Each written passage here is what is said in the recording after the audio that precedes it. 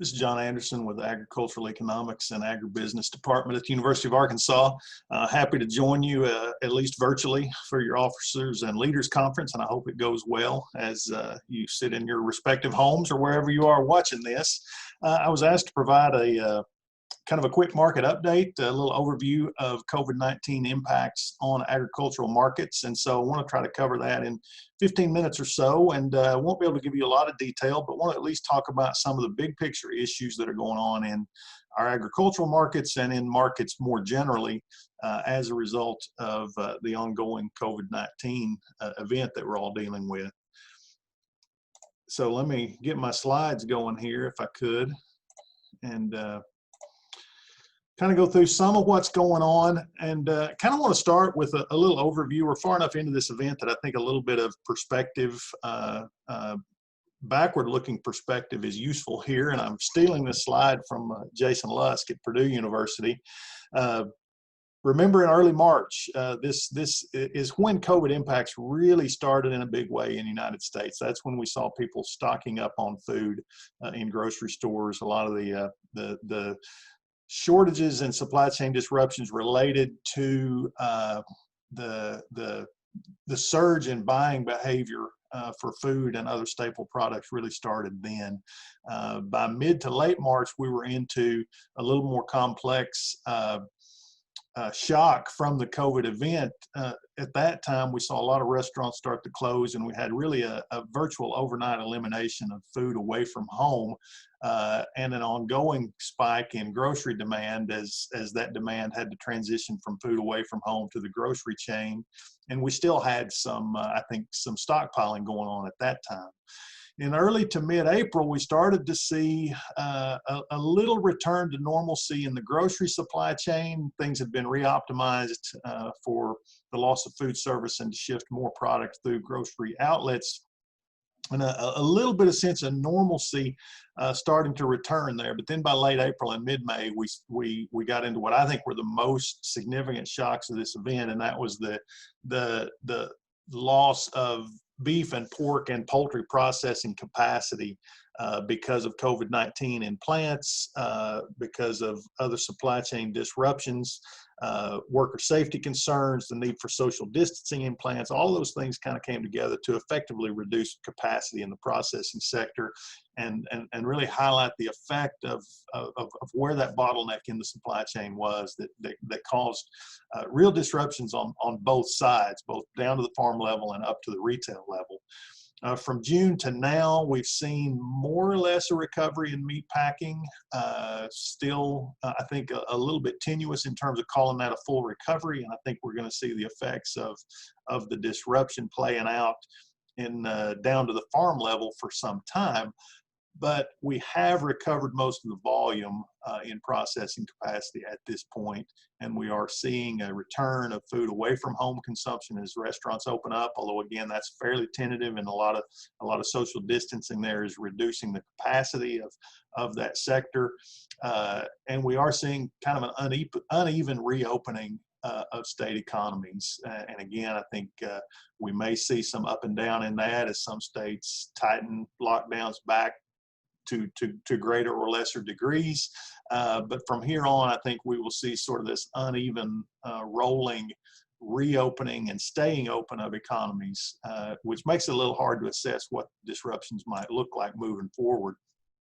In terms of what this has meant to the economy, fairly large drop in gross domestic product, about a 5% drop in first quarter GDP. And keep in mind that this event really didn't start to affect the economy in a big way until really close to the end of the first quarter. So a 5% drop in the first quarter, given that we really had the effects concentrated in the last 2 weeks of that quarter, is really significant and suggests that the second quarter effects will be massive. No question this has induced a recession in the economy, a formal recession, which we always used to describe as 2 consecutive quarters of negative GDP growth. We're certainly going to have that in a significant way.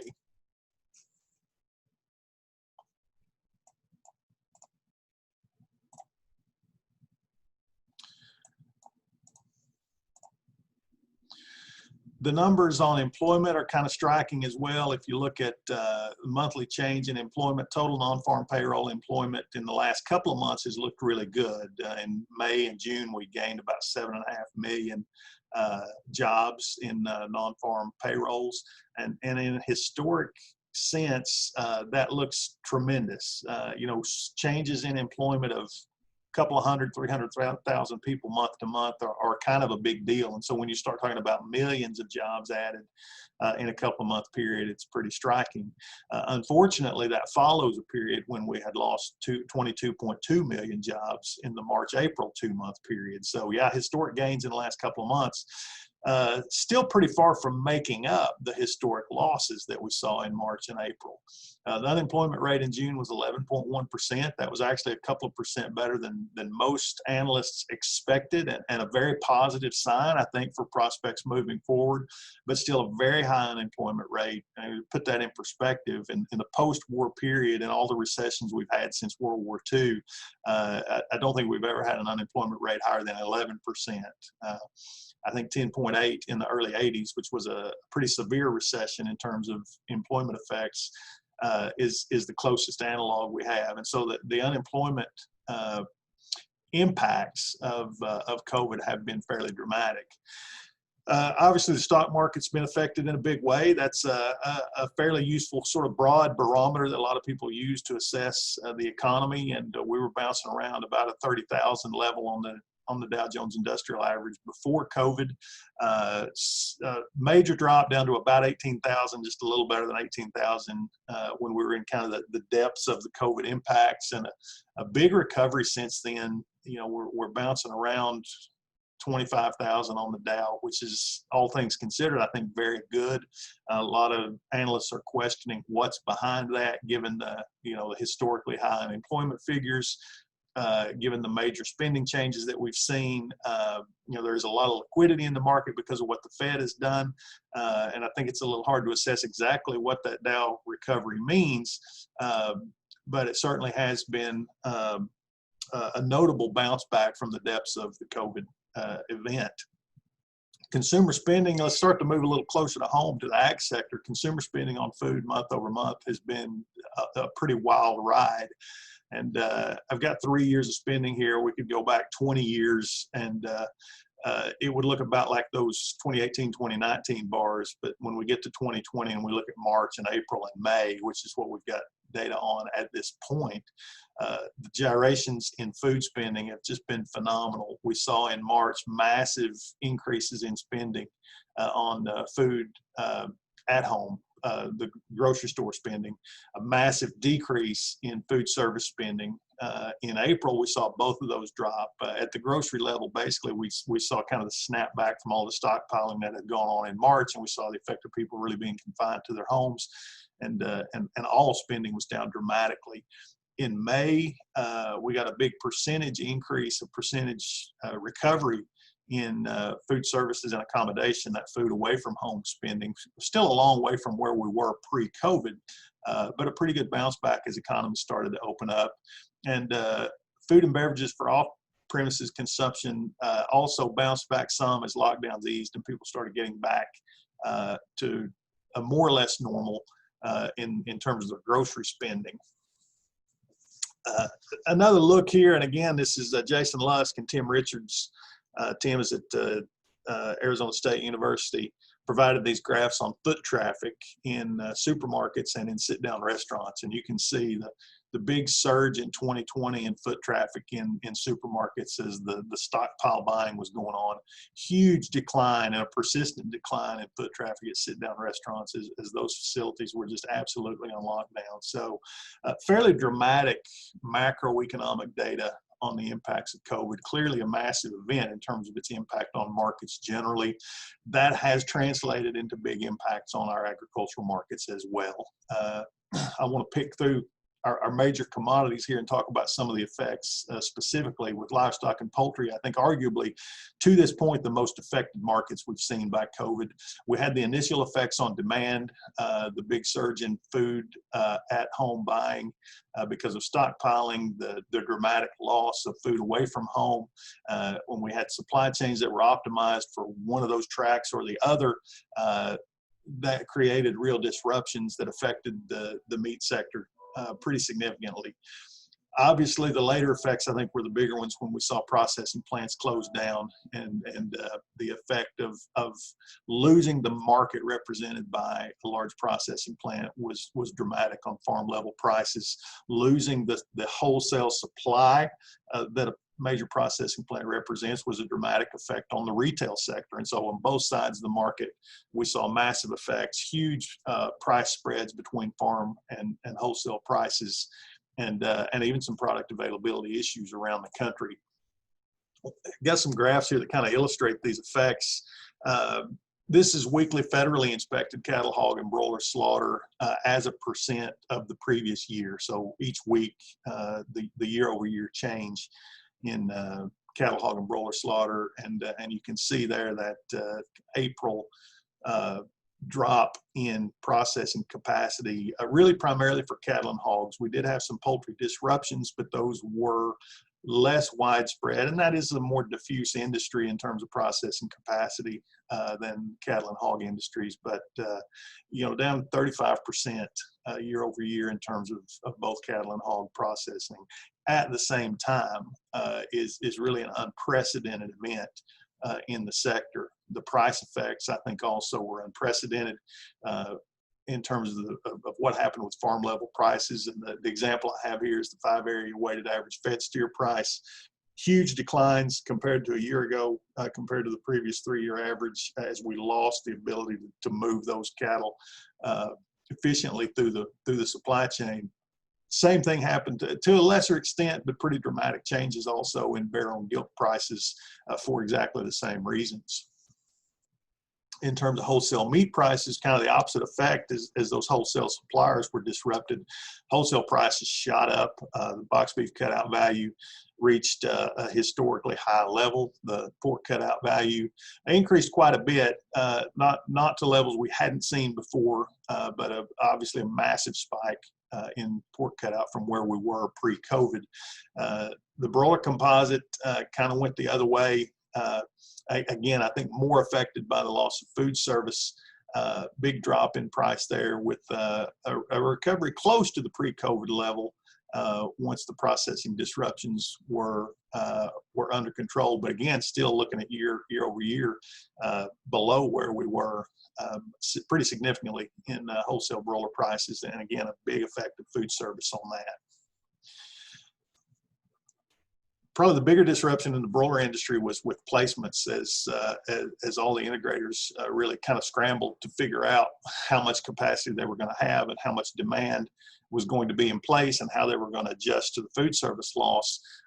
They really slammed the brakes on egg sets and chick placements, although as of now, we are back about to where we were a year ago in terms of chick placements. So a little bit of a hole in that production, but fairly significant recovery, which suggests for the latter half of the year, production levels will be pretty close to what they were pre-COVID. Although, again, I think there's still a lot of risk in the market and a lot of potential for regression in terms of our management of the supply chain.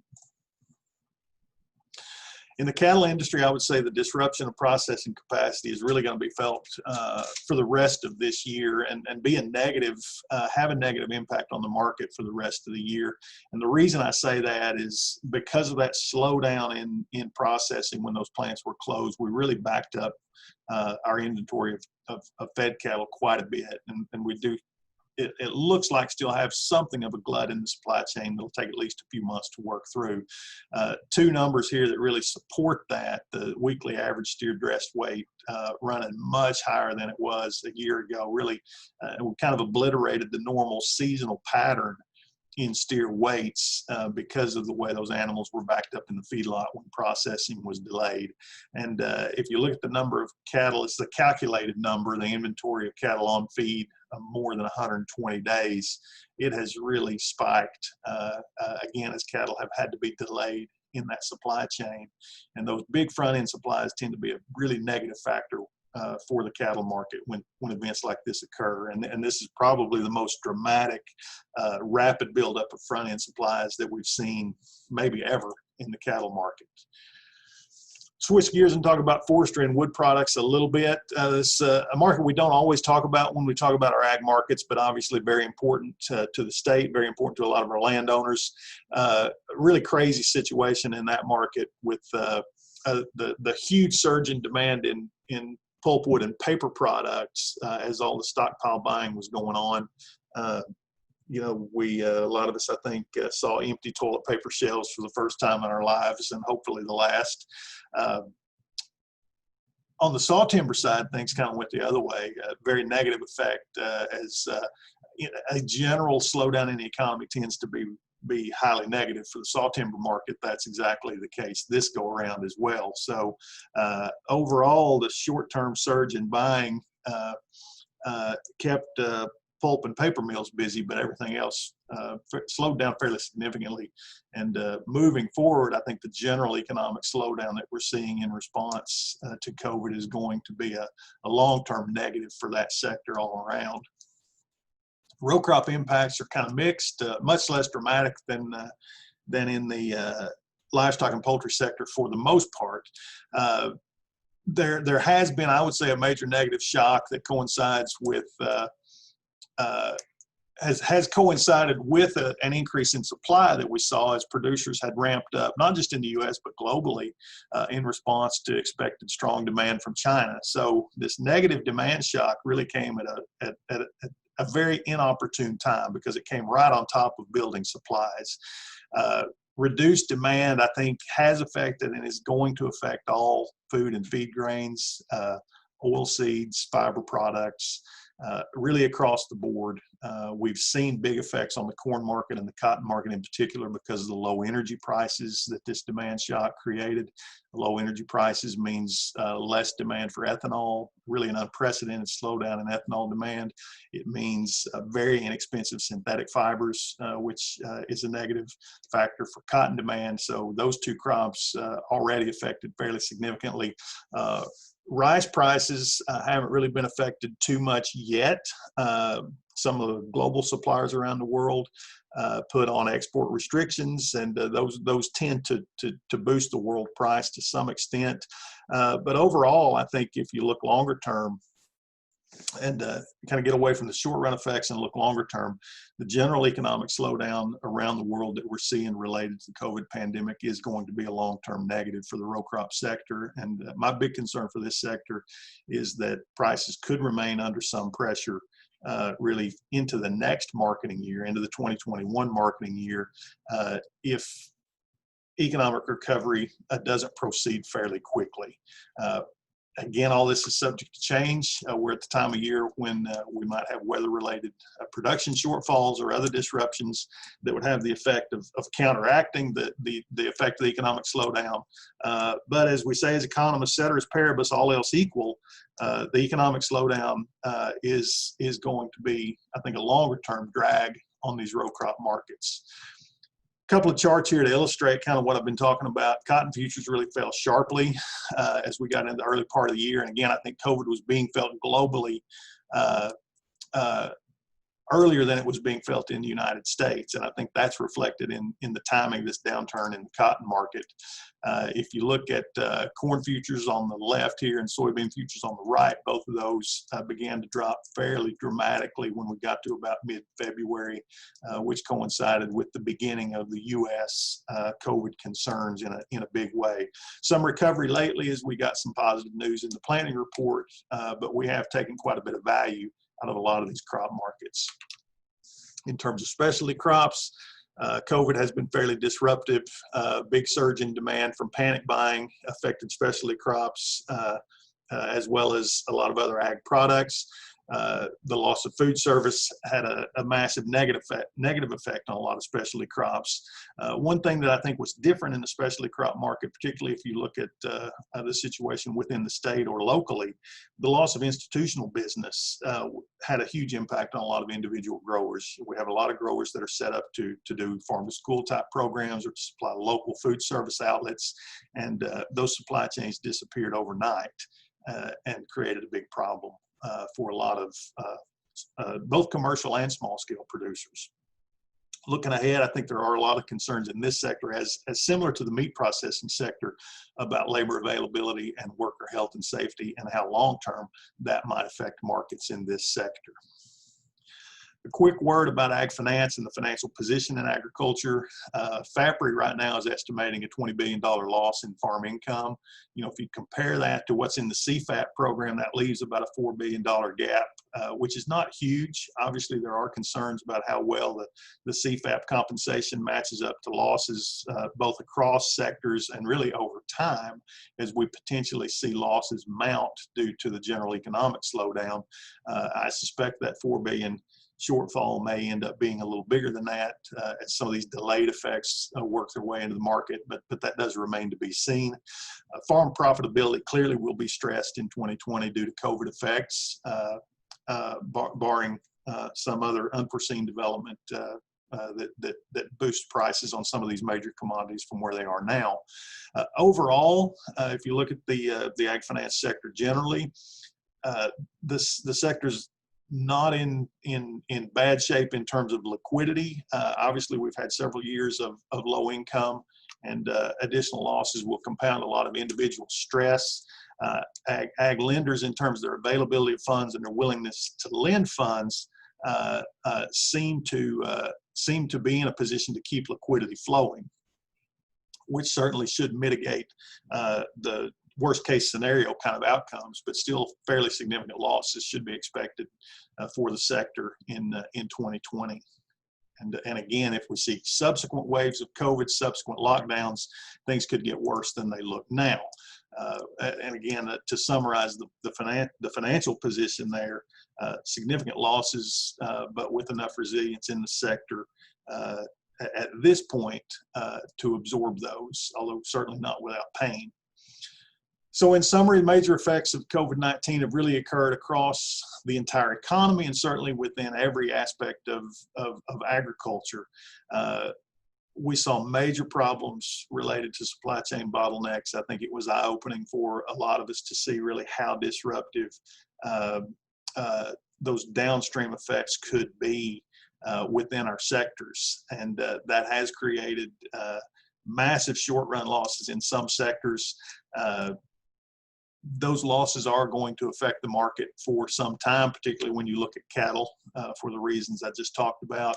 That sector has done a good job actually getting back up to speed, all things considered. But again, I think recovery is still a little bit tenuous because there is the potential for subsequent COVID events and COVID occurrences to continue to disrupt that sector. And we have seen the vulnerability that creates for us. Row crop effects have been mixed, but generally negative so far. I think the major risk for this sector is really what we might see down the road in the next marketing year if an economic slowdown precipitated by COVID really persists as we move into next year, which is certainly a real possibility.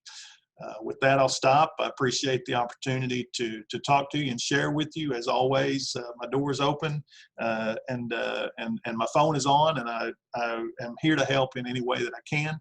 Hope you have a good conference, and appreciate having the chance to talk to you.